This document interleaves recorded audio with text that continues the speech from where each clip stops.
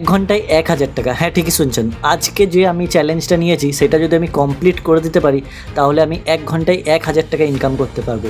একটা wedding teaser সেটা আমি কমপ্লিট করব 1 ঘন্টার মধ্যে, যেটার কস্ট 1000 টাকা।